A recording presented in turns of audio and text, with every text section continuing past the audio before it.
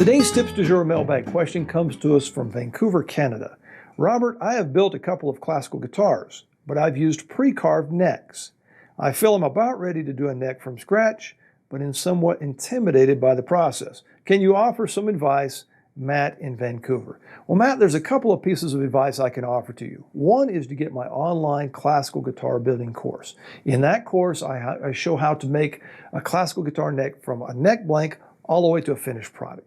However, if you're still just a little bit intimidated by the process, you might want to consider the LMI semi-carved classical guitar neck. Let me show it to you. This is the LMI classical guitar semi-carved neck blank. Some of the steps have been pre-done. However, there's still a lot of fun to be had. Let me show you some of the features. The scarf joint has been pre-done to a 15-degree angle to the fretboard. Also, it has been thicknessed and the veneers have been attached. Now, when it comes to veneers, you have the option of Paul Fejo, also known as Bolivian rosewood, or ebony, thus avoiding the CITES restrictions when sending it overseas. It comes pre-drilled to accept standard classical guitar 70mm tuners.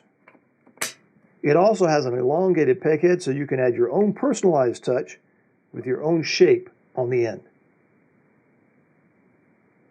The slots have also been pre-done for you.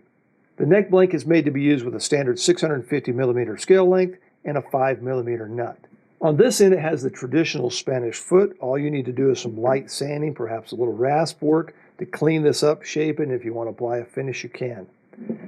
You will also need to remove this material here, the thickness of your soundboard. That way, when you glue your soundboard on, it's on the same plane as your fretboard.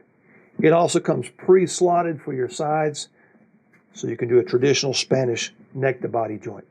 The neck is a little bit oversized so that you can customize the fretboard width at the nut and at the 12th fret. The neck comes close to your final thickness, but not quite, so you still get to have some fun taking it to your correct thickness and then shaping it to your desired shape. Also, you're going to want to shape the heel area. So Matt in Vancouver, thank you very much for your question. And whether you decide to build the classical guitar neck from scratch or use the LMI semi-carved neck, following the instructions in my online classical guitar bending course will help you out quite a bit. I think you'll find it very useful. And happy building.